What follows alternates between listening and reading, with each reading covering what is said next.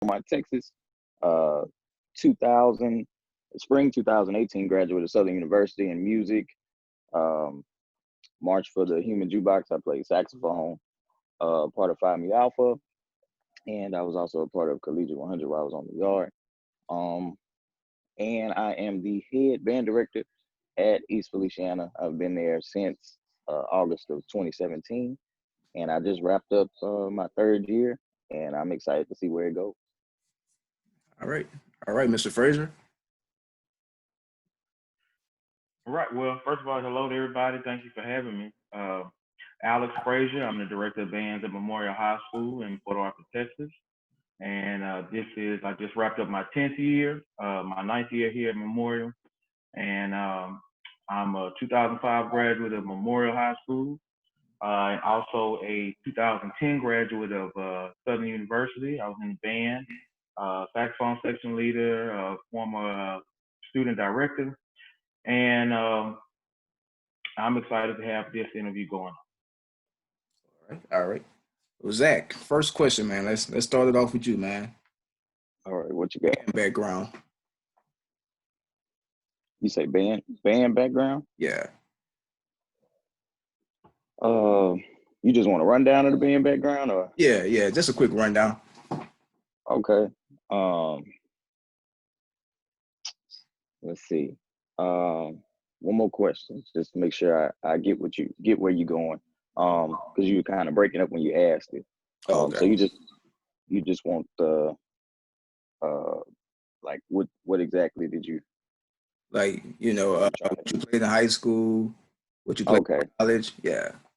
Okay, got you. Well, in high school, got to high school in 2007.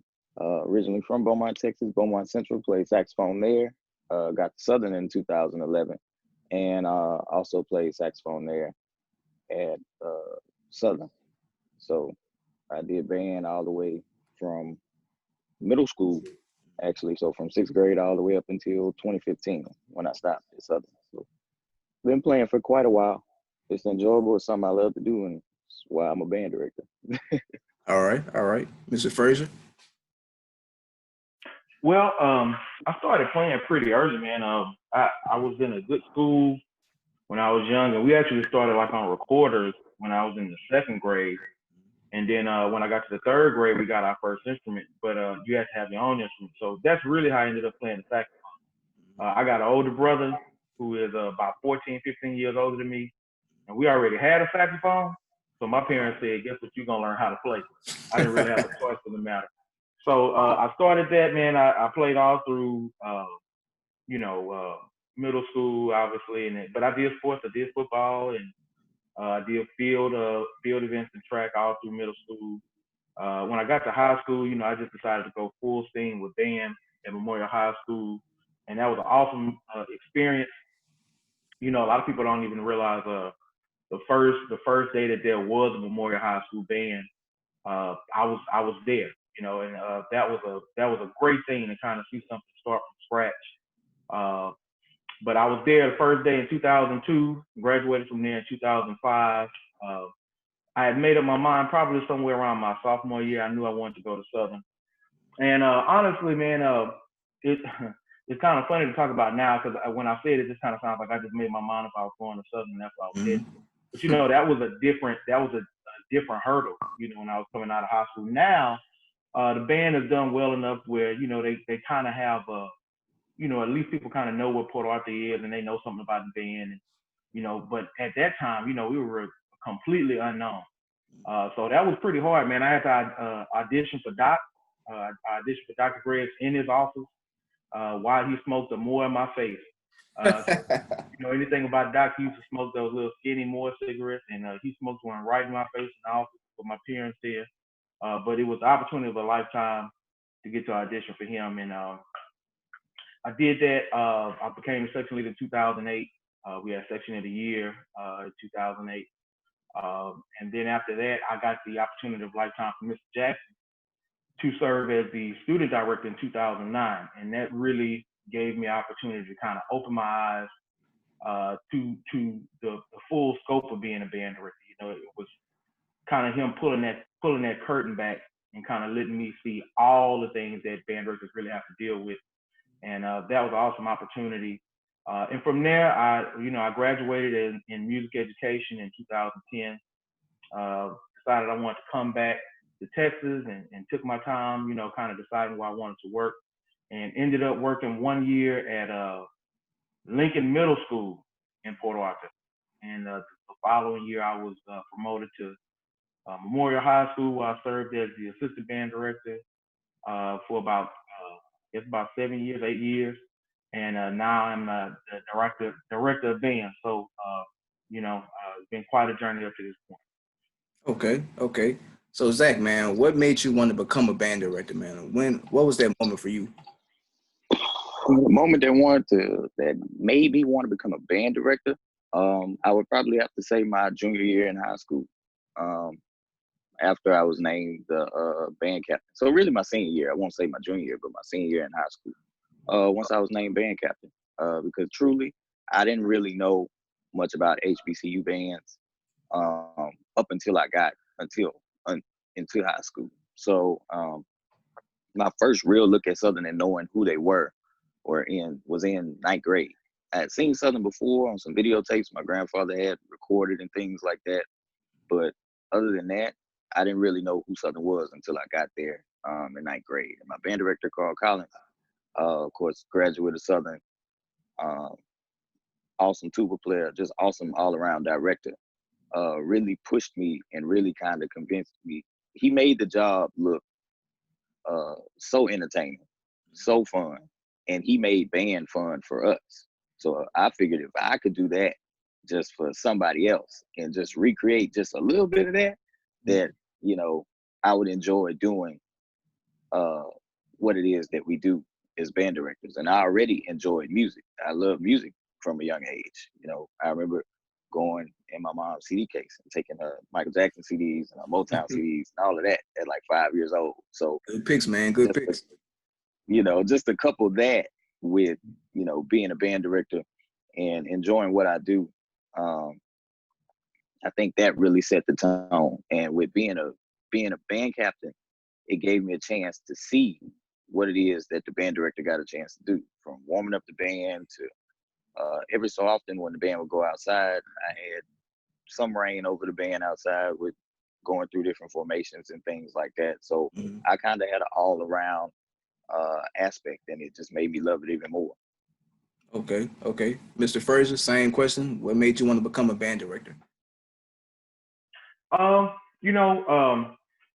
really didn't settle on the idea of becoming a band director until I was probably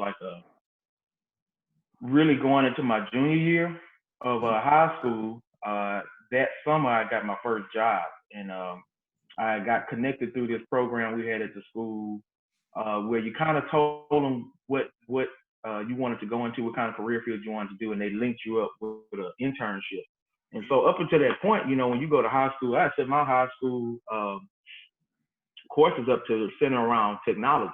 I really thought that I was going to go to Southern and study computer science. My only other cousin, the only other family member I have that's a graduate of Southern, which is my oldest cousin, she went there and she graduated in computer science. And, she moved to Atlanta. She had these nice cars and a nice house, 2-story house, and she was single. And I was like, man, she getting that money. Right. I really want to do what she does. And so I kind of set my high school course up to do that. And man, I got that first internship and got to see what the job was like, and I hated it. I absolutely hated it. I love the people. The people were nice. Everybody was nice to me, but I was sitting at a desk all day long. I wasn't enjoying the work. I didn't feel challenged. I didn't feel really engaged in what I was doing.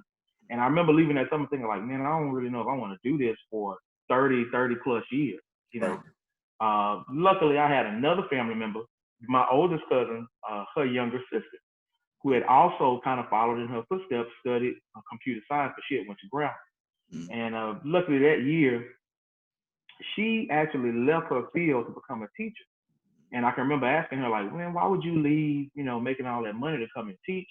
And she kind of just gave me the advice. She said, if you are not, if you don't really love what you do, you'll never make enough money. And between that and I was blessed and fortunate, man. My mom is a counselor. She's retired now, but she was a high school counselor at the high school I went to. And she fought me for years about going to Southern because my mom is a graduate of Grambling. And once she knew I was serious about it, she gave me two tidbits of advice that were really stuck with me. And I still kind of tell the kids to this day. One thing she said was that, college is hard enough without you being somewhere that you want to be. So, if you feel like you are going to do the work at Southern, go to Southern. That was the first bit of advice. And then the next bit of advice she gave me was she said, think of something that you would do every day if nobody paid you. What career could you see yourself doing if you had to go every single day and nobody ever paid you and you could still be happy doing it? And by that point, I said, well, that's an easy answer for me. I could sit in the band hall all day. I could rehearse the band all day. I could work with sections all day. I could clean up parts all day and never get tired. I could be on the field all day and run drill work and never get tired. So I knew at that point I was in love with the work of being a band director. Even more so than the acclaim or being noticed. I was really in love with the behind the scenes work. So I knew it was something for me, and that's what made me really want to pursue. Okay. So Zach, man, what obstacles did you have to face when you first became a band director? Ooh, first becoming a band director, I think everything was probably thrown at me at once. First becoming a band director in 2017. I think when I first got the job, I was still in school. I was still a student at Southern. So that was one strike that was up against me. And also when I got there, of course, I didn't really know anybody because I'm not, from the area. Me and Alex are pretty much from up the street, by each other. And that's where I currently am now. But when I got there, I knew a couple people, that probably marched in Southern's band that was there to help me. I had a fraternity brother who worked, for the school board that was there to help me. But for the most part, I really just had to hit the ground running. We didn't have any instruments. We had some drums. Some of the drums we might have had to piece together a little bit, but we didn't have any instruments. It's crazy. The band wasn't really wasn't that big. When I got there, I had about 9 kids when I first got there. Wow. That was just people who were playing wind instruments. That wasn't the percussion. I think altogether we probably had about 14, 15 kids when you add the percussion. But me and my assistant that I picked to help me at the time, who's also from Beaumont, Frazier, we came in there and we had to hit the ground running. We had to learn budgeting on the fly, figure out how much money we had in the account, see how we was going to get some instruments, see how we were going to put together a recruiting plan, to get these kids back interested in the band. Because there was plenty of kids at the school that just was in the band and got out after a while. So we had to do that, as well as just trying to dealing with the new community, them hearing that there's a new band director. Oh, you bringing the band back. We want to see this and we want to see that. So it's just a matter of putting everything together to make the best possible product that you could. Funding in different areas is different. You could very well be low funded in the area that Alex is in, but you can still have a little bit more money. All the money that we had was pretty much done, through fundraising or, fees or whatever it may be. And then, I know that scheduling is also a problem elsewhere too.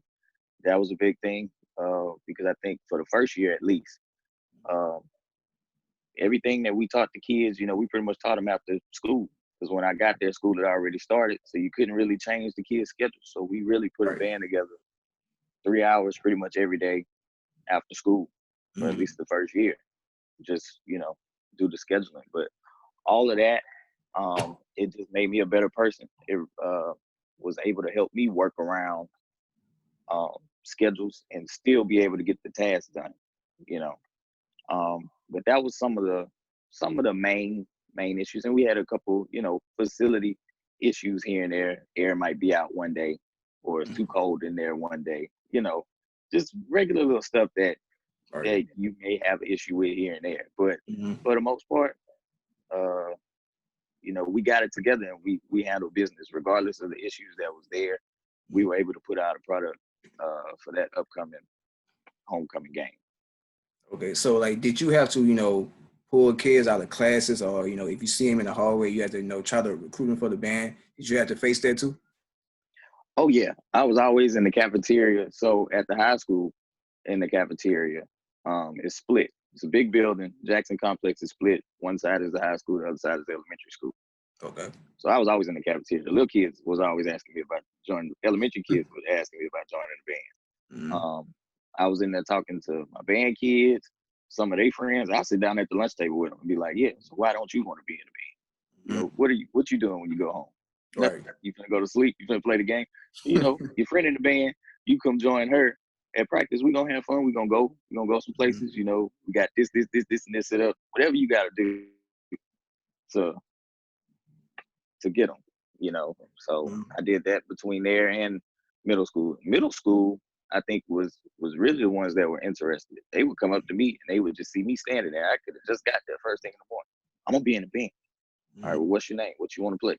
I'm taking down their names and stuff when they on the way to class. I say, all right, look, if you late, come get a pass because I was talking to you. You know, stuff like that. You know, you just gotta figure out ways to make the kids interested and just really just give them to gravitate to it towards you and what you got going on.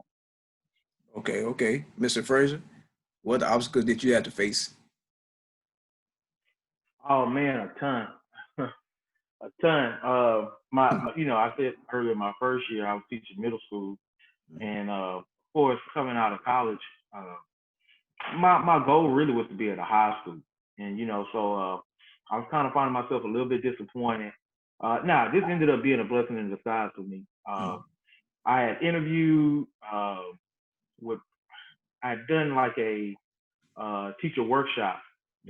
Southern had one the spring that I got ready to graduate. So I had done a teacher workshop there, and I had some offers. I had offers maybe about 4 or 5 in Texas, maybe about 4 in Louisiana, and I even had like an offer as far out as Nebraska. I interviewed a school district in Nebraska, because they had come to that teacher workshop. But you know, I kind of knew I wanted to go back to Texas. I knew I wanted to go back towards home, and so when I got ready to look for a job, there were really no high school positions, you know, available at that time. And I interviewed. A lot of people don't know this. I interviewed at Central. The legendary Carl Collins, man, he called me up coming out of college, and he was, yeah, man, I want you up here, and I'm hearing good things about you, and you know, Mr. Jackson tell me good things. I want you up here. So, you know, I had my mind set on going to Central. I'm going to Central. You know, it's a Southernite up there. You know, we in the same system. He gonna understand what I want to do, and I'm gonna understand what he want to do. And so that was really my goal. I interviewed with Miss Lambert at the time. She was the principal. Interview went really well, and then I found out later that the 2 of the school board members, they had blocked the vote. They had to have a unanimous vote for them to hire me, and they blocked the vote. And so I ended up taking this job at Memorial, and I don't want to make it sound like it was just a second choice that I really didn't want, but you know, I knew I wanted to be in the high school level, and all Memorial had at that time, or all Port Arthur had at that time, was their middle school position. And so I took the job, and it was rough, man. Like I had, we were just moving into not a brand new building, but a newly renovated school. And so the band hall had not been renovated yet. Band hall actually was full of mold at the time. We were not able to use those facilities. So we were in the middle of a school building. Now, just picture was supposed to be your band hall, and you got a math class on one side and an English class on the, so you can't play no instrument. Right. We didn't have the right equipment for probably like the first 12 weeks of school. We had desks in the classroom. We didn't have, you know, the chairs and stands that we needed. And all of the instruments had not been moved over from the old campus to the new one yet. So I pretty much spent like the first 2.5 months of school trying to teach them how to do sight reading, you know, teaching them how to count rhythms. Well, because of that, ended up being something I had to do at the time, but it actually worked out. That's kind of how devised my whole teaching method of how I like to teach rhythms, and I was kind of forced to do it that way. I went through that year. It was a great year because it made me learn how to do a lot of stuff I didn't know how to do at that time. Mm-hmm. Move up to Memorial, and I said, man, it's about to be a great year. I'm finally on the high school level. I can, write my arrangements, pass them out. And man, I had some good times at Memorial that first year, but I had some rough times. I'll tell you anybody, my second year teaching, which was my first year at Memorial, was the roughest year I ever had teaching. I mean, hands down, and it's not even close. And a big part of that was we had a lot of kids that just did not have a concept of what a culture of excellence was at that time. And that was frustrating for me. You got to remember, I'm still, pretty much straight out of Southern. I'm used to a certain standard, right. Right. I'm used to this standard of you come into practice and it's ultra competitive and, it's a lot of accountability and this just wasn't going on at Memorial at that time. You would ask the kid like, hey, we're going outside, take that backpack off. Why I gotta take my backpack off? It was like that kind of stuff. Right. And it was all the time, and I just had pushback on every single thing. Mm-hmm. And it got to a point, man, where I just kind of made up my mind, like, the kid's not gonna push me out. If I'm staying, if they roll out, then they roll out. But it's got to be a certain way. And so, the staff at that time, we got together and we really came up with a plan to try to, build this foundation. Try to build some kind of foundation of excellence. And it took a while. It took maybe about 2 to 3 years to really do it. And we had to weed some people out. We had to, I always tell kids, everybody's not going to make it to the mountaintop with you. Right. And it's just a matter of, do you want to go or do you not want to go? Because we going, and so we kind of adopted that mentality of either you with us or, and if it's not for you, it's just not for you. If band is just not for you, that's okay. But what we're trying to do, we need this kind of commitment. And it was rough because we didn't have that. Like Zach said, my schedule was a mess the first year that I was in Memorial, probably the first 2 years. And it took time to really kind of cultivate a relationship with counselors and try, hey, I really need these kids in this class period. I really need to see these kids at this part of the day. And that took a while. I had that first year, you had kids who had been playing who were in the 10th grade, who had already been playing 4 or 5 years already at that point, or 4 years at that point, with kids who were beginners. And so, that's a nightmare scenario because you either going too fast for the beginners or you're going way too slow for the kids that know what they're doing. So once we were able to get past that, it worked out. But that time period really kind of taught me to be resourceful, to be patient, definitely, and to kind of you got to work your plan. You got to work your plan, and you got to constantly reassess to figure out what's working, what's not working, and how you can try and change that. So, as hard as it was, I'm still grateful for that experience. Okay. So, Zach, let's switch it back to you, man. What's the best piece of advice you've gotten since becoming the band director? Best piece of advice.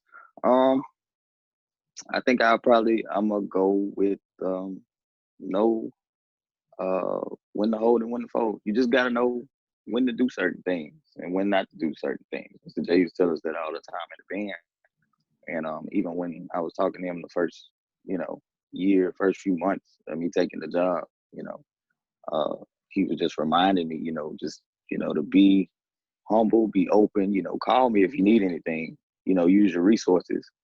And to just make sure that if you're gonna do anything, know the right time to do it. Don't overwork yourself. Don't try to go out and do everything at one time. Success not gonna happen overnight. Right. So it takes time to get into whatever it is that you have planned, the goals that you have planned.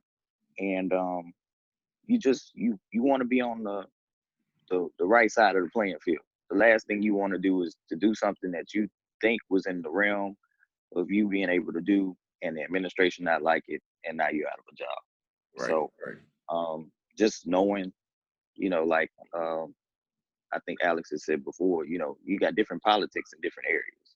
So it's just a matter of knowing when to kind of, grab on this one, or when to let go of this, and just how to make things work, make things flow in your favor that'll work for you, the administration, the community, and the kids.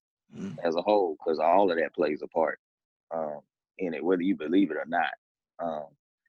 It most definitely plays a part. So just knowing when and when not to do things and just using common sense. Okay. Mr. Frazier, same question. What's the best piece of advice you received? I mean, I think probably one of the best pieces of advice I could think of getting is to, don't miss the forest, looking at the trees. In other words, understand how to look at the full picture and the full scope. And to be professional, in being a band director, I got really good advice from Mr. J and Mr. Knighton coming out of school, how to really just carry myself as a professional, you know. And when I say don't miss the forest looking for the trees, I had to learn there are certain things that we want to do as band directors, but there are other parts of our job, that are just as relevant or if not more relevant to what we have to do for that program to be successful or for people to want to, employ us, right? So that was some good advice that I had got. Another good piece of advice I got was, to hold myself accountable, for my product and to really be willing to constantly reassess how a thing is going, what works, what doesn't work. And that's one of the things I always tell people is the hardest person to be real with is yourself. That's a and we fact. find that a lot of times, not just as band directors, but in all kind of walks of life, we see people say, well, I'm not having the success I want to have because this person not helping me or this person not doing it for me or this person's supposed to give me this and then, and it kind of comes to a point where you have to look and say, well, what can I do that I'm not doing yet? Or what can I do better? What don't I do well? And so those were definitely some big tidbits of advice that I got. I think that helped me forward a Okay. Zach, switching it back to you, man. Was there ever any time where you had any frustration to the point to where you just want to say, man, maybe this is not for me. Maybe, I should try something else. Like, did it ever get to that level for you? Like maybe once or twice. I think it happened like once or twice. It's funny. It's funny that you asked that because I had a certain moment. I think it was my second year, and we were getting ready for week one. And I just remember thinking, a couple of the kids hadn't paid their band fee yet. We didn't necessarily have all the money we needed for their shirts and their shorts for first game. Something went wrong with the travel request. And I think it was like Wednesday. It was Wednesday. Game was on Friday. And I didn't know if we were going to have shirts and stuff for the game on Friday or transportation. Oh, wow. And I remember thinking to myself, and the band had did something. And my assistant was on the podium. I just remember walking out the band room and the football field where we practiced. We were at the middle school that day. Football field where we practiced was right there. And I remember just standing out there in the middle of the football field for about 15 minutes, just thinking like, all right, got to make something shake by Friday. Right. How can we get it done? Is it, I know it's possible to get done. Of course, we had everything straight for Friday, but it was just one of those moments where it's just like, okay, the kids did something that was aggravating. It was like they weren't learning or they wasn't grasping the concept. And then I just got the phone call that, well, something happened with the travel request right now. It was we was either gonna have one bus or no bus at all. Oh, wow. And it was just like it was a lot going on at one time. I just had to calm down, come to myself, and be like, it's gonna be all right. I hear, you can hear Dr. Greg say that in your head all the time. He used to say it when I would hear him. And of course, everybody else who tells Doc stories can hear Dr. Greg say that.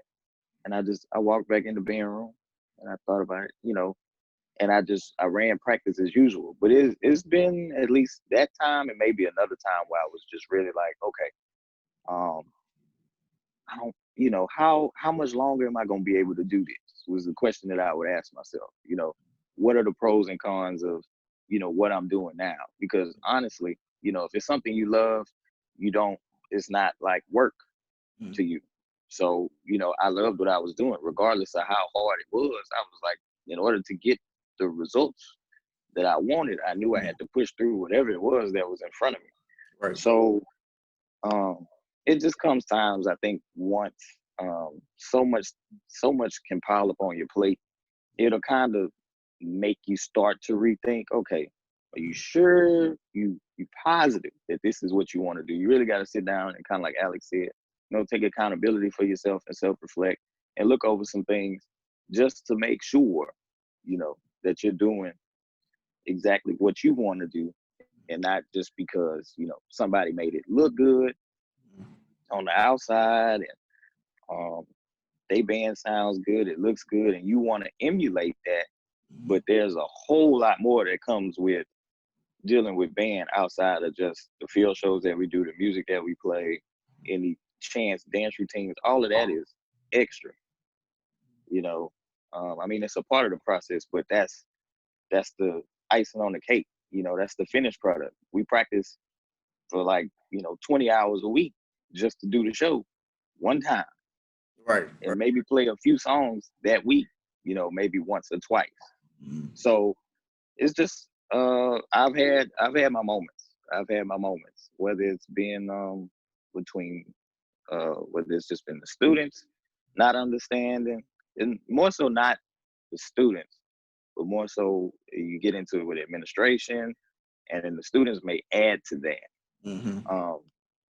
But for the most part, I've had my days where I was just to the top of it, but I got myself together. I pulled it together because I knew that this is what I wanted to do. Even when I was in school, I thought of changing my major at one point, because at one point, Southern's,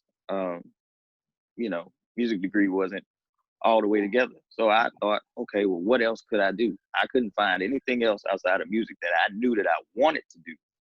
That if I graduated and had to get a job, that this is the job that I would want. So I look at that the same way when I'm at work. Okay, if I leave this job and I go somewhere else, or I'm doing something else, is it something that I would really want to do? And it just brings me back to where I can sit back and be like, it's really not that bad. Or you hear somebody else talk about what they deal with, and it may be worse than what you're going through. And you think about it, like, it's not as bad as you think it is. Somebody else may have something totally different going on that may seem worse than yours, but they're still progressing. So it's just a matter of really just kind of bringing yourself back. But I've had my moments. Okay, Mr. Frazier, same question. Any moments where you had doubt and was doubting yourself and your frustration level was up to here?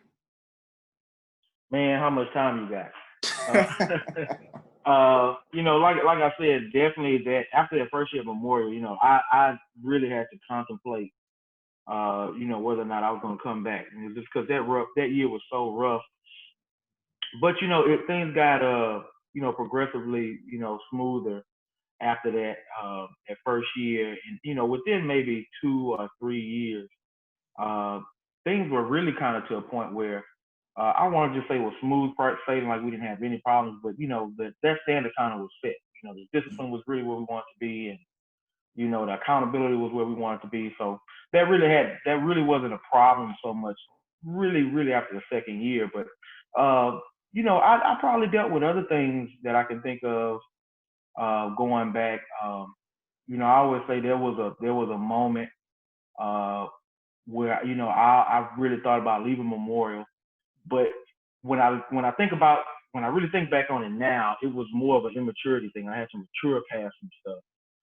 And so, I kind of went through this moment of maybe, and this was maybe like around probably 2014, 15 or so, like that, where, I really just felt like the work I was doing was just not being appreciated. And I was getting into this feeling like I was working my ass off. I was busting my tail all day, and I was writing these songs. I was doing these drills. I was getting on the mic for the and I kind of just felt like none of that outside of the band itself was really being appreciated.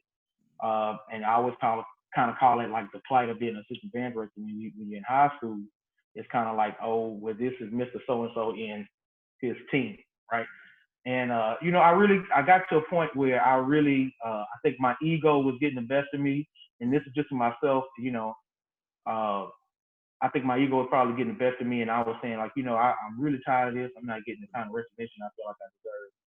And, what I remember is I had gotten to a point where I was actually looking up openings.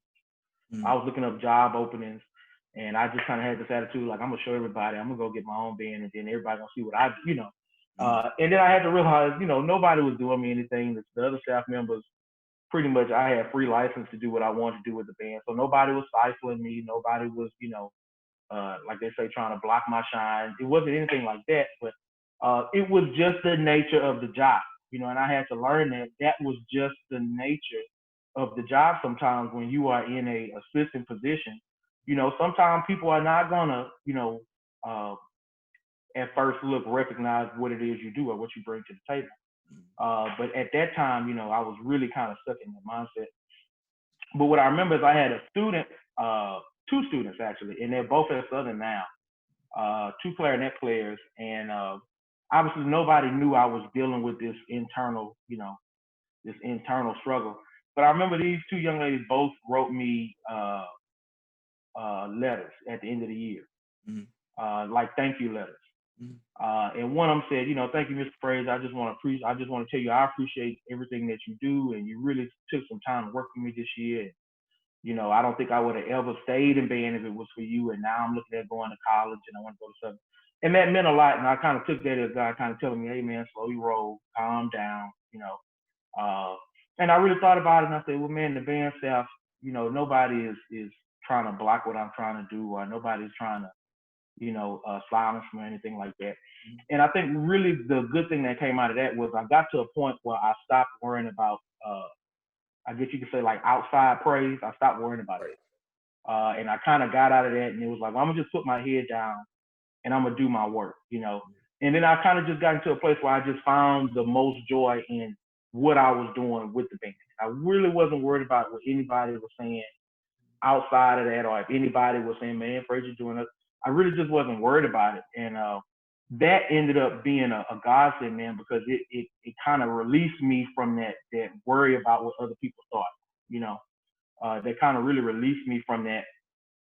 What is the band community saying about me? Do people know who I am? But, I got away from really caring about that. And I kind of just really learned, man, when you put your head down and you work, your results will speak for its own, in due time. Right. And sure enough, within maybe like a year from that, then I did start hearing my name. Well, who did this song? Well, oh, Alex Frazier did that song. Oh man, that song good. Oh, who did this drill? Man, that drill good. Who did that song? Alex Frazier did. Okay, and then what I realized, man, once that started happening, I really didn't even care. Yeah, that's the funny thing, man. Once I started kind of getting recognized for stuff, it was kind of like, okay, that's cool. I appreciate it, but it wasn't something like that. I felt like by that point, it really didn't validate me at all. So I would say if there were ever a point that I really just kind of felt like I was frustrated to that point, it really had to do more with me needing to mature as a band director and as a professional, more than it had anything to do with the job. The job always got problems, and I always tell people, whatever level that you're teaching at, every level got its own devils. And sometimes lower levels, that might be finances, that might be, support. A lot of time, I think people see even bigger schools that might have more money and just figure, well, they got it better. And I guarantee they got their own devils. Because that money comes with certain expectations that if you don't meet, they're very quick to let you go sometimes, And so I don't worry so much about that now. It is what it is. Those are parts of the job. But that was definitely one point in my life, or one point in my career, that I was definitely finding some major frustration. Okay. Zach, man, switching it back to you, man. What's that one school that your band really gets excited to play again? Like, what's that one school that really gets y'all hyped? Ooh, one school. For my kids, it's Northeast. For my kids, it's Northeast. And you've seen that. They will talk about that all season. I got my schools that I like, not to say that I don't like Northeast. Um, but the school that gets my kids up and going is most definitely Northeast. Matter of fact, this year when we performed, um, I had my kids perform to our side and come off on our side just for safety precautions because Right. it's a big game. They call it the Country Classic. I Mm-hmm. didn't want anything, and I sat down with the principal before the week of that game. I said, "Look, we're gonna perform to our side. I don't want any, thing with any students coming off on the opposite side of the field, Mm-hmm. any students terrorizing them, anything like that." She's like, "Okay, cool, that's fine." But that's the school for them. You talk about Country Classic for them, that's like, they little mini Bayou Classic, or if I had to compare it to a high school football game, it was like the Central and Ozan game that they had in Beaumont. That was the only two black schools at the time. So, I think that they work all the way up to that. When you ask the kids for ideas, they'll give you ideas, but it's nothing like asking for ideas for a game that they know that they're ready to play for, that they're ready to get up for. I'm talking about I've asked for song ideas and all types of things. I get some here and there. Come Northeast Week, I got a whole 3, 4, 1-page list of songs that I've been asking for, throughout the season. But that one, yeah, especially when Todd was still there, oh, they really loved it. Oh, Yeah. they really loved it because he was at Eastville before he went Right. to Northeast. So Mm-hmm. that was really a big game for the kids who was there when he was still there. So you wanna get my kids up and running, I'd say Northeast.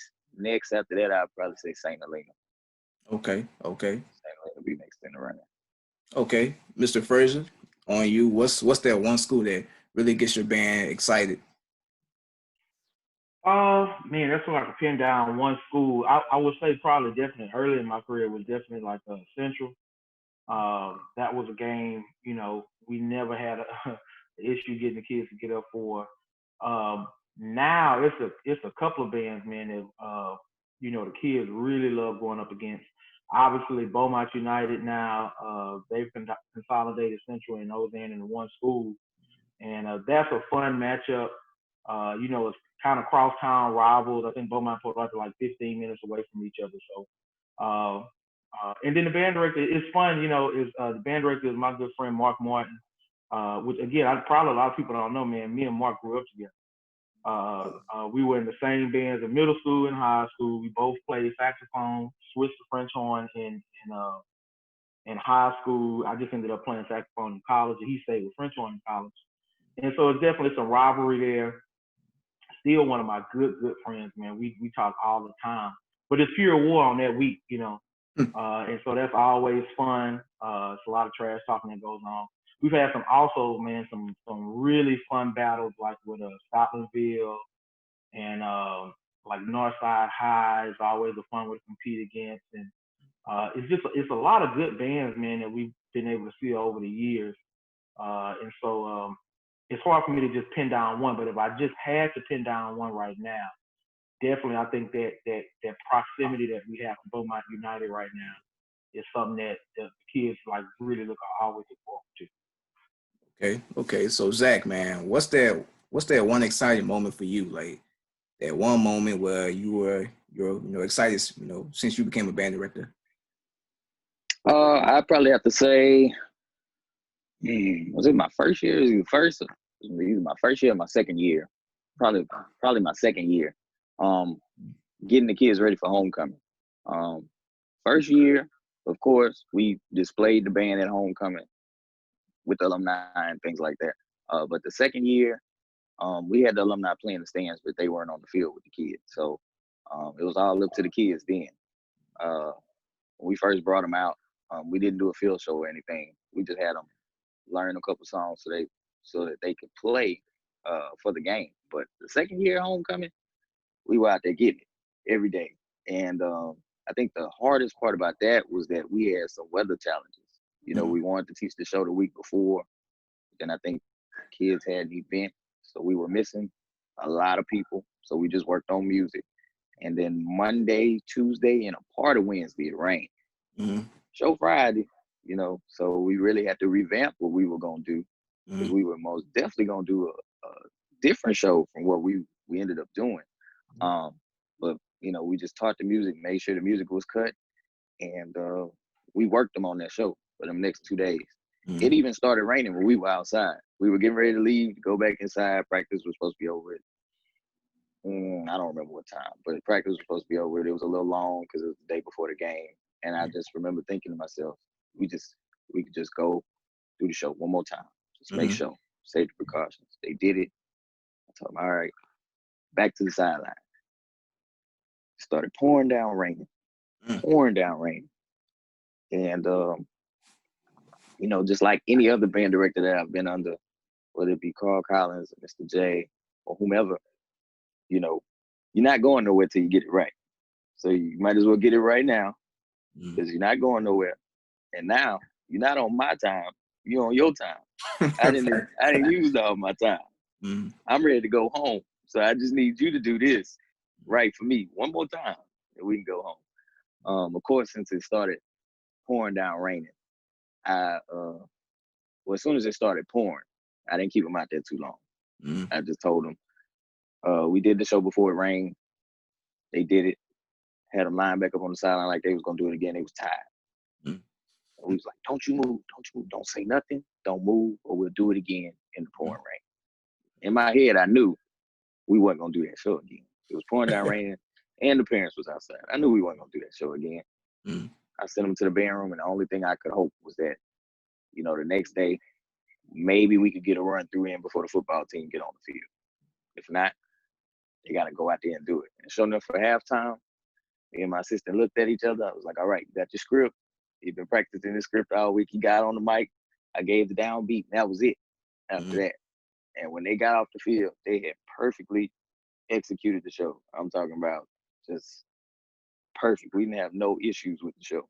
It probably was like the highlight of my career so far over these 3 years, was them doing that, because we had really been working on it. And man, I tell you, the last few times they messed some stuff up that we had been working on for, you know, a while. And so I was like, I don't know. But when they did it, the principal almost tackled us because she was so happy that they did it. But, you know, we had our own little celebration. But I think that was pretty much one of the highlights for me, one of my kids, just in my short time of being a band director. Okay. Mr. Frazier, same question. What was your most exciting moment as a band director? Man, I have a lot that come to mind. We've been blessed. We didn't have everything at this point now. From if we have like the city has like did declarations for 2 days of commemoration of the band. And I think 2018 we got keys to the city. But two moments that really stick out in my mind.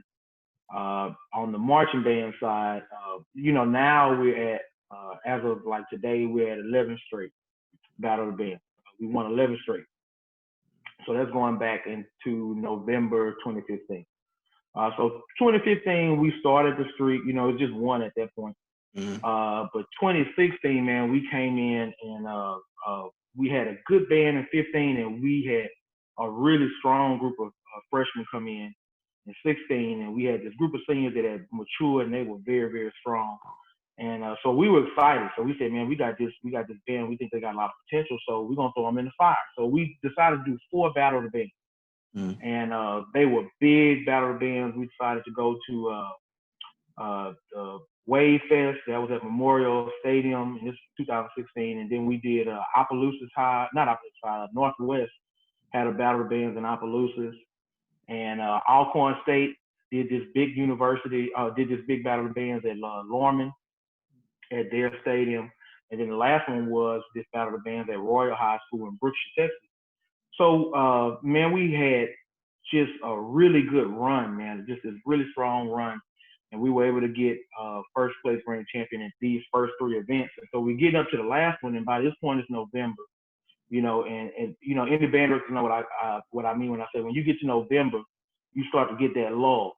You know, you starting to run on fumes, kids running on fumes. And at this point, like if the way our districts are set up in our area, for us to go to an away game, those are all like 2-hour trips. So, you know, we go to every single football game. So at that point, we traveled a lot through that season, and between all the football games and Battle of the Bands and other little events that you do, you know, we were burnt out, and we were trying to get them motivated to really push for this last event to try and finish it out strong. Well, we had 2 students, and I hope they don't mind me telling this story, but they were brother and sister, and their dad was battling cancer at the time. And fortunately, he's since passed. Yeah, fortunately, he's since passed, but he was battling cancer, and they had been struggling with this man the entire football season. I can remember that. And we were coming in that Saturday morning, the day of our last competition of that fall, and they were, you know, missing. They were missing, you know, and we getting ready to run through the show. We asking kids, have you heard from them? They come and say, hey, their dad had a crisis last night. They had to rush to the hospital. We don't really know what's going on. So, of course, we understood, you know, family always comes first. And so we were trying to figure out a plan of we were going to use reserves or not use reserves. Well, we go through the show once, and we were going to go through it that second time, and they show up. And I remember us kind of pulling them to the side like, hey, what are y'all doing here? Y'all need to go home, you know. Y'all don't have to be here for this. And I'll never forget the older brother, who is very very soft-spoken, but one of the best musicians I've ever gotten a chance to teach. He's actually in the band at Southern now. He said, no, this is important to us. And, you know, we made a commitment. We made a commitment to the band, and we don't want to let anybody down. And, you know, it kind of just choked me up. I can just remember getting this knot in my throat. I wanted to say something. I couldn't really say anything. And we said, really, you know, you really don't have to do it. So, no, we want to. And just to see the band kind of come around them that day was a huge thing. You know, we always preach about the band being a family and everything like that. And I've seen it on display a couple of times, but probably no other time that was that strong. You know, they really, you know, huddled around them and lifted them up. And that night we went to that competition, man, and it was probably the best they had ever done that show. I mean, it was like they were on just a different frequency that night, you know. And so that was a very, very, you know, visceral moment that sticks in my head. The second one I would say, on the other side of that band coin with concert band, man, we had worked really hard trying to build up the concert band. When that first year I was there in 2011, we could barely get a concert band together. And it took 2 years before we got to a point where we felt like we were comfortable enough to even try to go to competition. And the goal was to make a 3. I remember that was the first year. The goal was to make it like, man, we can make a 3. You know, that's a good start. We can go from there. So, and that's what happened. We made a 3. So we did a little bit better the next year. And so by the time we got to spring 17, the goal was to make a 1. And this was a big deal because Memorial had never made one. We'd never done it in the history of the school. And man, they were able to pull it off. They got straight 1s on stage and in sight reading. And it was a very emotional moment. And it was really an emotional moment for me because you got to remember, I went to Memorial. Right. And so I was there in the band those early years when, you know, we weren't doing too hot at these competitions and people were talking about it. And that kind of stuff just kind of really flooded back to me like, man, they used to talk about us in one way now they're going to have to talk about us in a different way. And so that was a very, very, you know, special moment for me. It still is a special memory for me. And I think the whole band was like in front of the auditorium crying.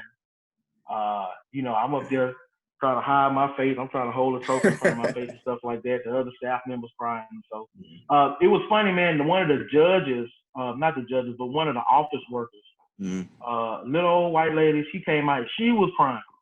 I'm just so proud of y'all. So it was a very, very special moment. So those 2 moments, probably more than any 2, you know, really take precedence in my mind. Okay. Staying with you, Mr. Frazier, we have a question. Someone wanted to know about the Victory Lap song. Did you write that? And, you know, what made you want to write that for your band? I did write Victory Lap. Somebody had sent me the song over the summer. And what happens a lot with the kids that send me songs, and I might listen to them once and say, oh man, that's gonna hit. So I got a Spotify list, and this Spotify list it's a ridiculous. Now it's like 300 or 400 songs. Wow. So if I hear something I like, I kind of just throw it on my Spotify list and kind of going about my business. So I think when they first sent it to me, I wasn't really worried about writing. But I don't know if I heard somebody else play it, and I was like, what is that? And it was like Victor Man. I was like, oh, that's on my list. So I went and listened to it again, and I heard some stuff I liked in it. And so I decided to write it. And I always try to, I always kind of like to play with chords. When I do rap songs, I always like to play with the chords at the end. And so I'll kind of take the chords that's there, and then I'll revoice them normally at the end of the song, just to kind of give it a different feel. So it's just kind of my thing. But I had a fun time doing it. The kids liked it. But yeah, it's I can't lie and say it was like a grand idea with Victor Lap. It was just a song I liked. I wrote it, and the kids just executed. Okay. So Zach, back to you, man. Now this is a question for both of you guys. What are the ways do you all try to build a band budget through alumni and your band supporters? Okay. I think what I was doing, what I'm still currently doing at Eastville, we have a couple, notable alumni.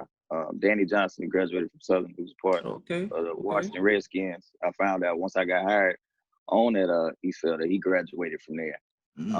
So one thing I was talking with him after the homecoming parade to try to set something up. I know he normally does something for the kids at the beginning of the year. Say, well, let's set something up where we could bring the band out, we could play, get some donations and get some proceeds to go to the band. That would be one. And then also as well,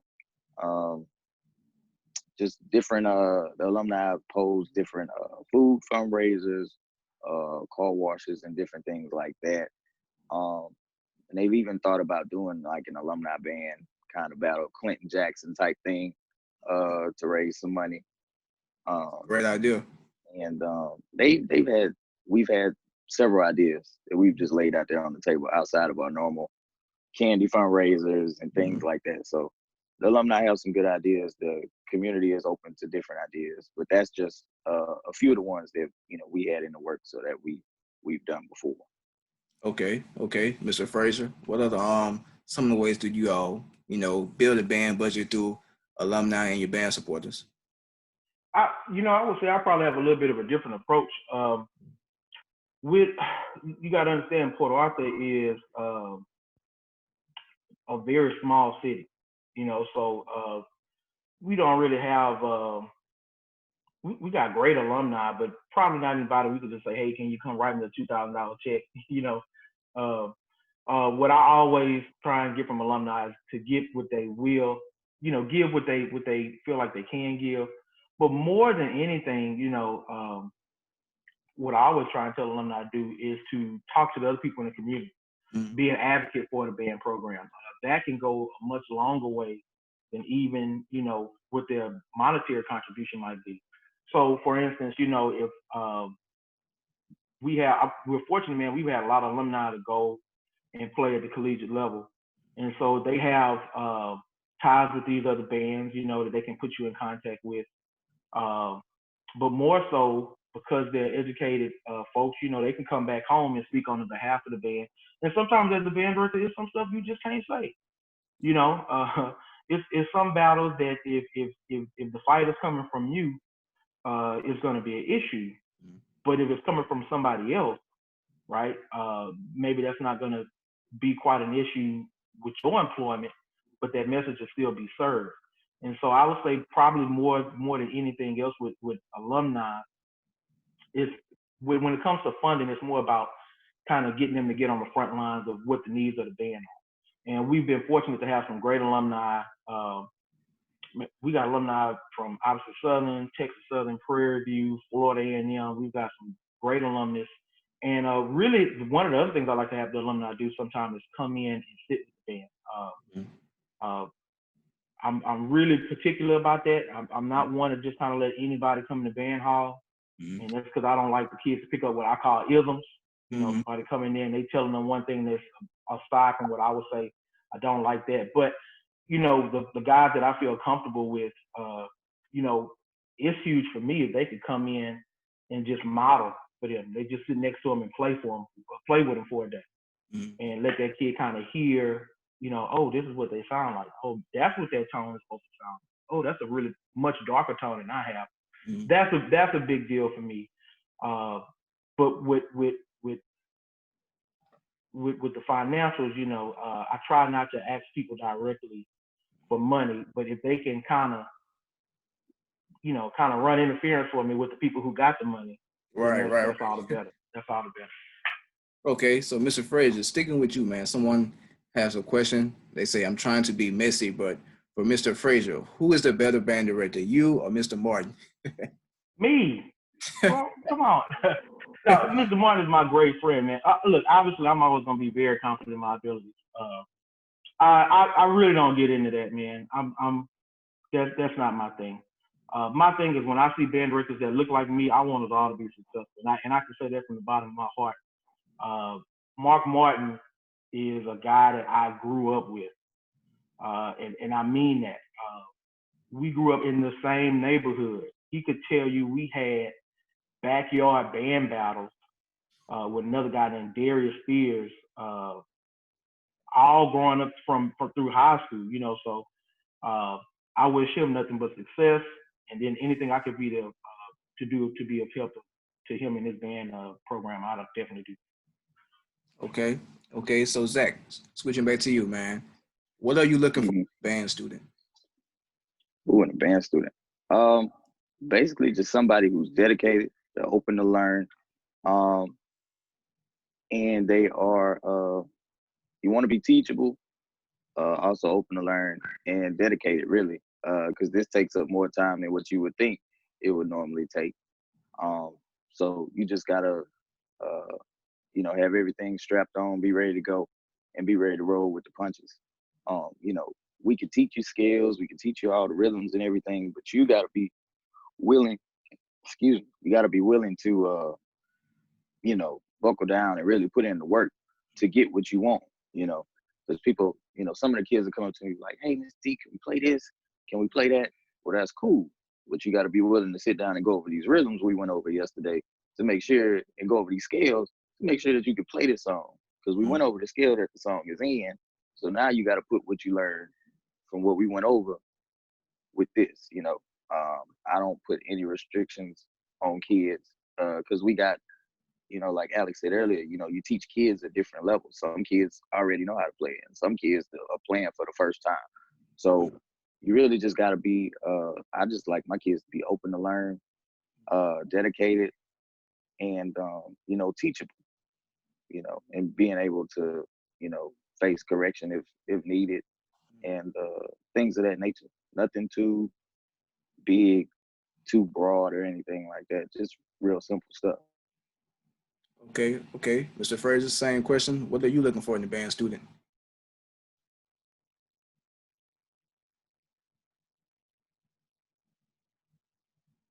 I think we're having some difficulties. Are you guys still there? I think we still on. Okay, all right. Oh, here we go. Okay. All right. Can you guys hear me? So, yeah, I can hear you now. What was your question? Yeah, the question now is, what are you looking for in a band student?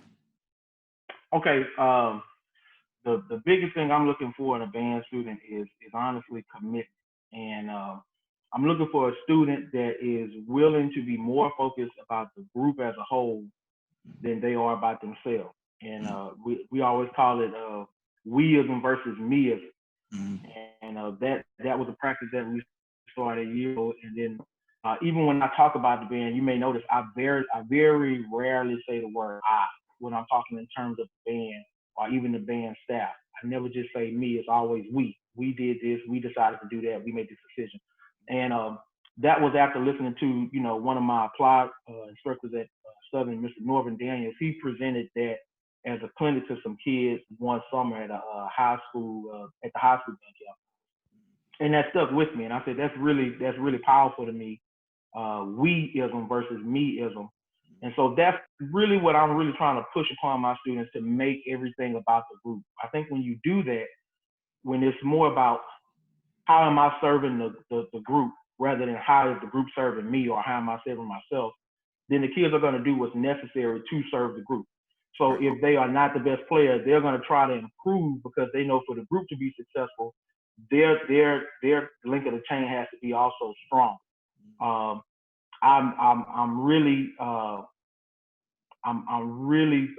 feel really strongly that students don't have a mindset of putting themselves first. And of course, when students first come in, you know, that's something they have to kind of assimilate to. That's not people's, you know, first mindset, but that's extremely important to me. That you don't, well, I'm hot, I'm thirsty, I'm ready to go, I'm tired. You know, everybody is dealing with that. You know, when it becomes more about, you know, we tired, then it's like, well, let's do what we got to do so we can all get something to drink. You know, it's just a different way of thinking. And for me, man, students who are not willing to do that, I just always kind of tell them, I feel very strongly, this just may not be the band for you, and that's okay. If you are not willing to kind of buy into that mindset or buy into being accountable, being your brother's keeper, this band may not be for you, because we preach all the time very strongly, man. When you win or you lose, it's either the band won or the band lost. The band did good or the band didn't do good. Somebody mess up on the field show, they don't know that person's name. You know, they don't know who they are. They don't say clarinet player that's in squad 6 on the second row. They say the band messed up.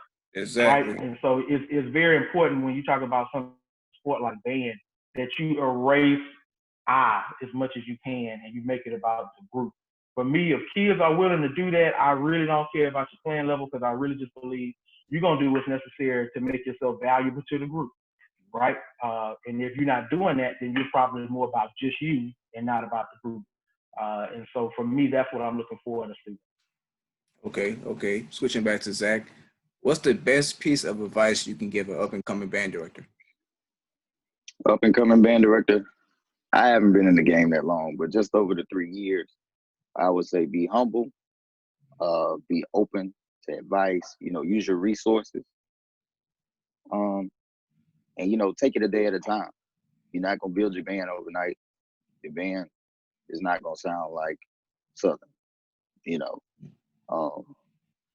Try to build something that you know that you would be proud of, not just to say that you have a band or my band is better than yours or my band is louder than yours, because there's so much that goes into building a band other than just playing the top 100 on the chart. So you just want to make sure that you know, that you use your resources. People are here to help you. You know, don't be afraid to ask. You know, people are always here to give you advice on whatever it is that it may be.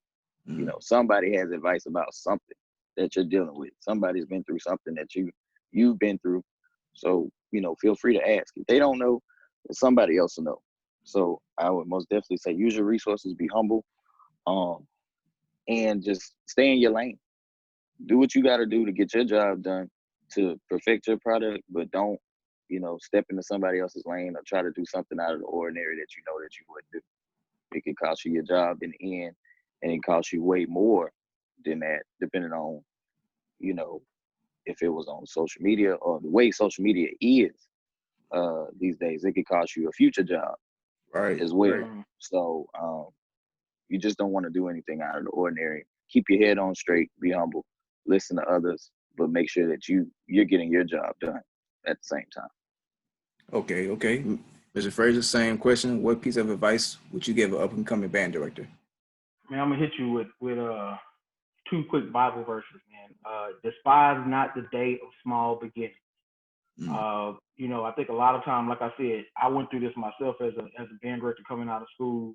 You have a picture built up of what you want your band to look and sound like, and you have these fantasies in your mind of you know, how that's going to come about.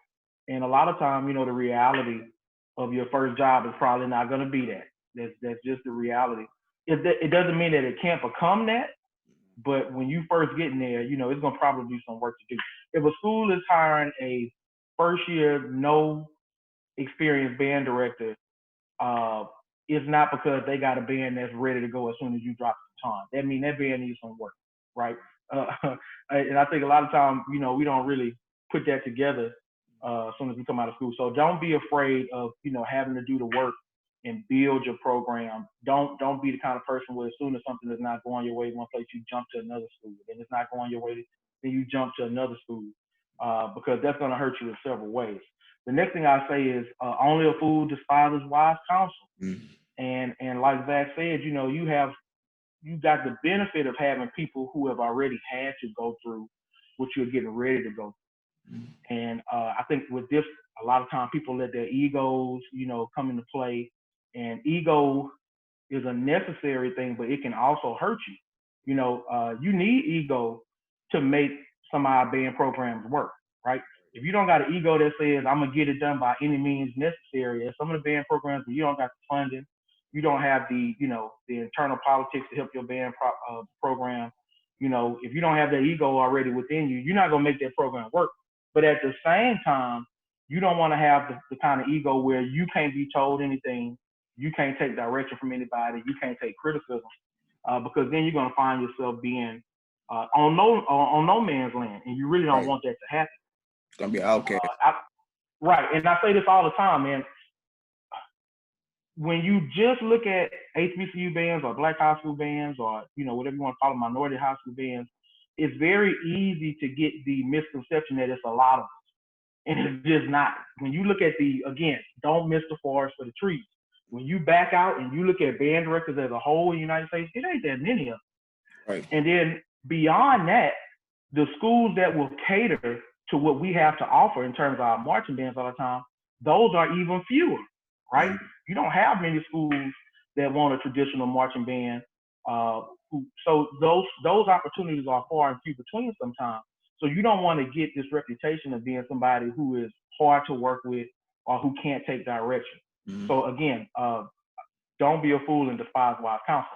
A smart man will learn from his mistakes. A wise man will learn from the mistakes of others. So you always want to kind of err on the side of being a wise man. Be accountable for your product. I've said that before, and what I mean by that is you are not going to get better as a band director if you cannot, accept what you do well and what you don't do well. And you have to start trying to eliminate those things that you don't do well. And that goes for everybody. There's no band director who does everything perfect. All of us have stuff to work on. I've been in 10 years, and there's still a lot of stuff I'm still trying to work on, right? And so you want to try to pinpoint what those things are, be accountable to yourself and fix them. Reassess your methods yearly. Early new band directors, figure out what's working, what's not working.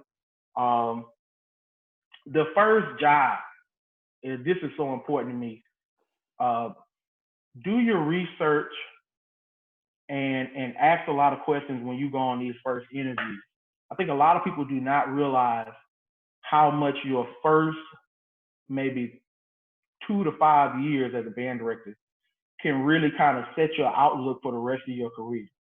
And what I mean by that is, let's say you get out of school, and I know this because I went through this. You get out of school, so you broke 9 times out of 10, right? You ain't got no money. You're so excited to finally be out of school, you ready to just kind of bite at the first offer that comes. And the prospect of getting paid is just, is very enticing. But like I said, again, a lot of times the schools that are hunting you down, first year band director, no experience, a lot of times those schools are probably not, set up to succeed. So you want to be selective when you take your first job, because you don't want to be somebody who is maybe, you capable of being a great band director, but you choose a job that's just not designed for you to succeed, right? And this is the thing, man. Sometimes you get in these positions where it doesn't matter what you do, you always going to be limited by existential factors. That might be money, that might be administration, that might be the school board, that might be the parents, that might be the kids themselves, right? So you don't want to put yourself in that situation where, you're not able to grow that band product, or you're not able to have a good showing. Because now when you go and look for another job for something that's better, they're going to say, well, hold on, you were at the school 2 years and I don't see any kind of progress that you made, right? And some of that may not be your fault, but you put yourself in a position where, you know, you went somewhere where you couldn't grow your crop. And so that's important. I always tell people that be a teacher first, young band director. Be a teacher first. Don't worry about social media. It's, again, put your head down and work. If you really producing, once you producing, people will start to recognize you on their own. Be a teacher first. Me and Mr. Taylor talk about this all the time. We call it being a band head band director. You know, you don't want to be a band head band director where you only concerned about what the band head community got to say. Because at the end of the day, and I always tell people this, the band head community, the band head culture is great. But I ain't never got a check said band head community or band head culture, right? I never had an assessment of my skill that said band head. You know what I mean? Like those, you know, I don't want to call it the peanut gallery, but you know, you don't want to be listening to what people got to say off on Facebook, and their opinion really is nothing but that. Okay. So you want to be a teacher first. If you being a teacher first, all that other stuff will come. It'll fall in line. If you make that your first priority to make sure that your students are proficient musicians, that they disciplined musicians, that they have a respect for the craft, everything else will fall in line. They'll get noticed. You'll get the adulation you want. Sometimes they might come with pay increase. All that other stuff will fall in line. So just be a teacher first. And then this is the last one for me. I know I'm probably saying a lot on this subject. Oh no, man, you're fine. You're fine. The last one, take care of your physical and your mental health. And I say that because this is a taxing job, man. Being a band director is a job that will drain you, and it will take everything from you if you let it. To be a band director, man, you have to have the ability to have a big heart and to push past your own physical limits sometimes in terms of stamina. And we do it, all the time. But there's only so much you can give before you don't have nothing left, right? And with your physical, which, man, I went through a physical crisis this past school year where we were in a state of turnover. We were going through this transition between me becoming a new head band director, our former head band director going into administration, and then we were trying to get one of our new assistants, you know, through the hiring process. And so what that meant was for like that last 3 weeks of band camp, you know, it was just me and one other band director. The other band director is a great guy, Larry Oliver, hard worker. He was only a second year, you know, so some stuff he's still picking up, only a second year at the high school, so it's still some stuff he was picking up about the process. And I was kind of burning the candle at both ends, and that caught up with me. You know, I woke up one day and I was sweating and I had chills, but it was like 90-something degrees outside. And I got sick. I ended up in the hospital, and they put me down for 10 days. And I found out, you know, I found out dehydrated. I was severely dehydrated, and I had some other stuff going on. But you got to make sure you take care of your physical health, and then your mental health, man. When you're a band director, you're gonna wear a lot of hats. You're gonna wear the hat of musician, of conductor, of arranger, of drill writer. But then, you know, when you're young, you coming into the game, you may not realize there's other hats that you're gonna have to put on that you never thought about. Counselor, financier, you know, you're gonna have to learn how to balance some budgets, how to fill out some PO. I remember like when somebody first told me something about filling out a PO, I said, what? You know, I didn't know what that was. I had never balanced a budget before I had become a band director. You know, I had never balanced a bank account, and now I'm being given thousands of dollars where I got to figure out how to make that work for the year, and not just make it work, but keep up with it. You know, you're gonna wear all of these different hats, and you are a lot of different things to a lot of different people, right? For some of these kids, you like a father figure. You might be the only adult that they feel like they can talk to. And you want to make yourself available for that. That's something I always try and make sure if anybody comes and tell me, Miss Frazier, I need to talk to you, I try to make a habit to drop everything right there. What do you need? Come on and talk to me, right? Because you don't want to invalidate a kid that's going through something and make them feel like you don't got the time to hear what they got to say. Right. That gets heavy, right? That gets heavy. And you counseling kids through, I mean, I've dealt with kids who are clothing insecure, food insecure, have issues at home with maybe domestic abuse,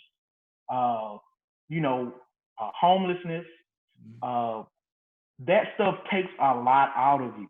When you are trying to stand in the gap for dozens of people at one time, and you got your own life too.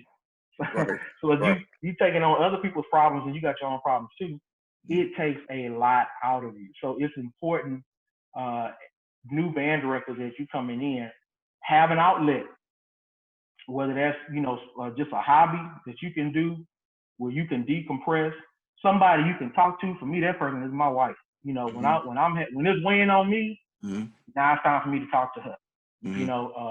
If you need to get counseling, do that. Because I guarantee you, man, if you don't let some of this stuff out and this stuff, when you're trying to be there for those kids, that can be a heavy burden sometimes. And if you don't got an outlet for that, it can tear you up. And you don't want to burn yourself out like that. So it's very important that you take care of your physical and mental health. I'm really sorry I took that long talking about all. Oh no, man, you fine. All those things, all those things for me are very important because that stuff. Some of that stuff is stuff I wish I would have known. Coming into being a band director. Okay. So we have a question for both of you guys from all the guys at Show Style Talk. They want to know: do you see yourself going to the collegiate level one day? Most definitely. It's a little bit more than a thought. I can see myself moving up to the collegiate level. I think all band directors at some point, may want to move up some kind of way. Like Alex said earlier, each level has its own issues, its own troubles and things like that. So you got to take that into consideration moving up to you might be leaving one set, moving to the next set, are you ready for this? But most definitely I do see myself moving up to the collegiate level, not just to sit back and arrange and things like that. That's fun.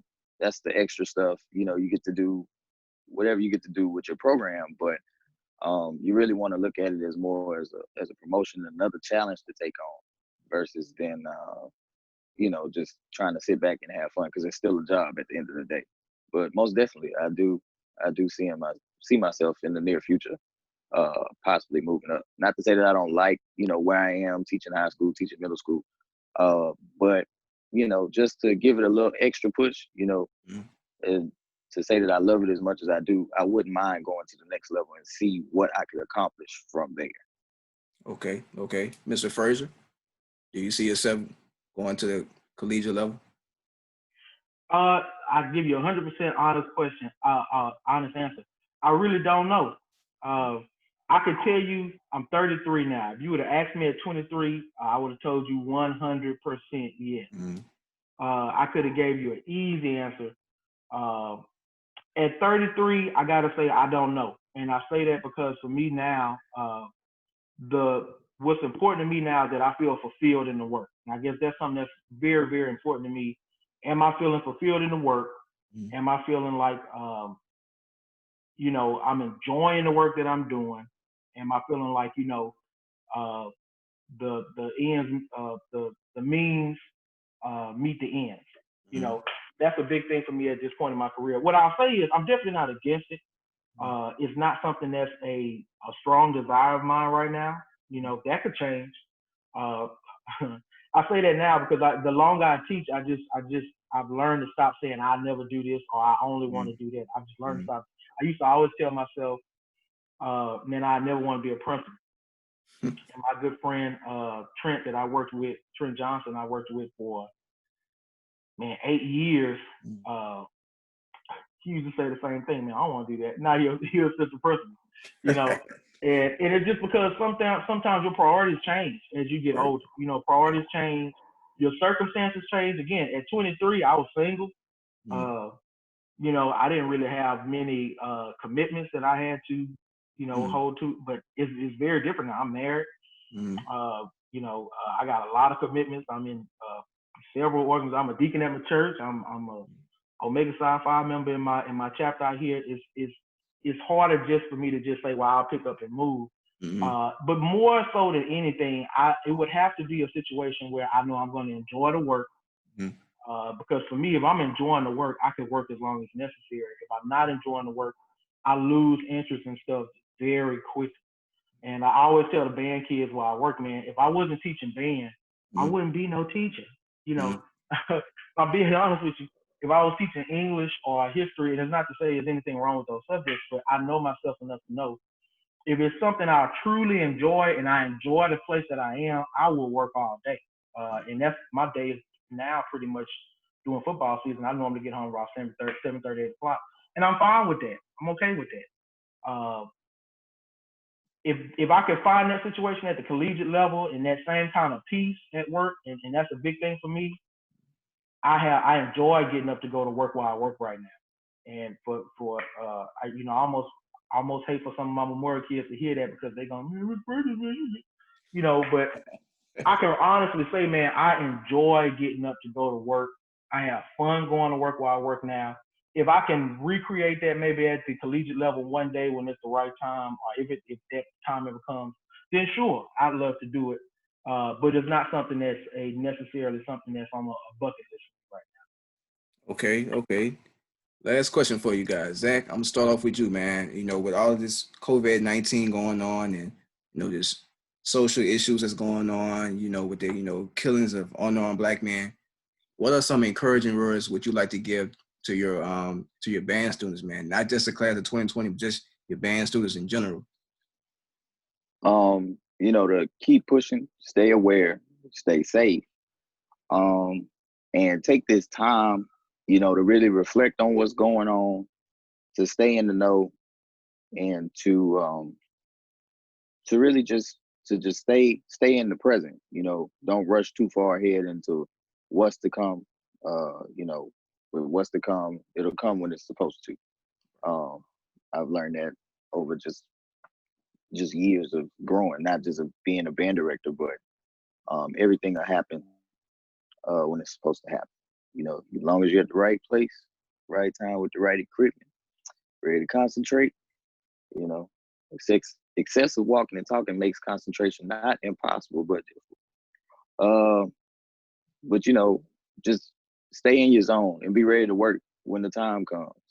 We may not know exactly what the year has to hold for right now with all the different policies and things that are being put in place. But you just got to be ready to get up and go at a given moment, and just stay in the right mindset. Relax for now, but be ready to work when the time comes. Okay. Mr. Frazier, any encouraging words? What I would just tell anybody is, right now, try to keep things in perspective. I think that's one thing I'm trying to do with my band students is have them keep things in perspective. And the perspective for me is, as much as I want to get back to doing what we do the way that we do it and being able to go full speed, what's most important to me right now is everybody's health. Because maybe a football season, or maybe, band practices, maybe we could make up. Certain events, maybe we could make up. You can't make up, your health. And what scares a lot of people with this COVID stuff is that, even people who are surviving, some of them have long-term effects. Right. And I could not live with the idea that I was putting it in my band students in a position where, they not being safe, or I'm not putting their health first. So first thing I would say to band students, especially my band students, is know that when we, or if we have to make decisions to delay practices or anything like that, it's not because we don't want to get back to work, because my band kids know at this point I'm bored. I've been bored for a while. But it's really just to make sure that they have the full benefit of being safe. Beyond that, what I'll say is this will be over one day. At some point, this is going to be over, and we're going to resume doing what we do the way that we do it. And on that day, I, will gladly hug everybody. And what's making this hard, man, is it takes away some of the stuff that makes band great. Right. That interaction, that close being able contact. to get together. Right. When you are in a band hall and you hear a piece come together, there is nothing really like that.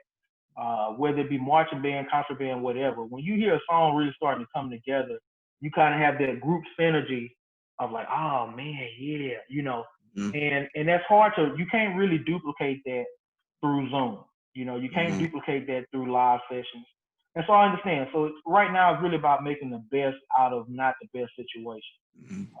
And so what I tell students and band directors everywhere is, be safe, be patient, be humble during this time, and be looking forward to the time that this is over.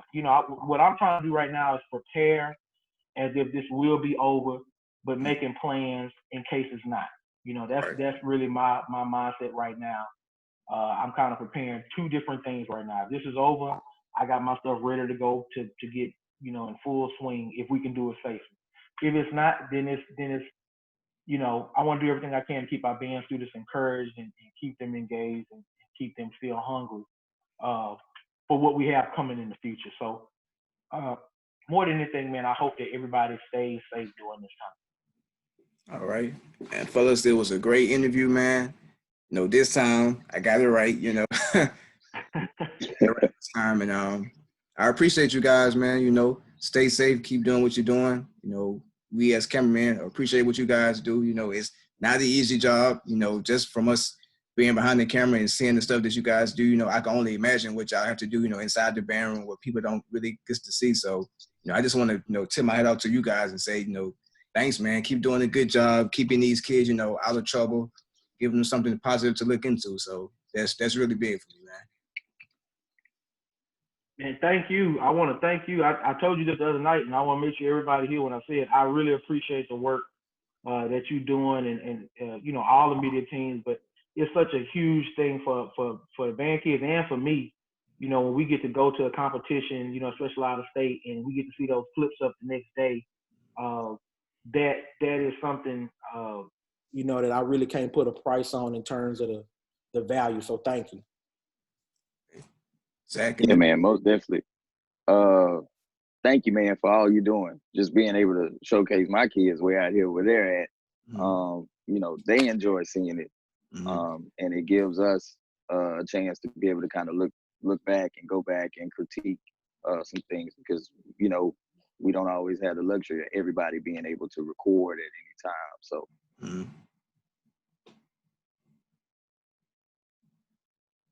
Future. All right. I appreciate that. Once again, man, you guys stay safe, and hopefully, if there's a football season, I'll try to get to both of you all, and yeah, man, you guys just stay safe. All right, you do the same, man. All right, man. All right. All right, bye-bye.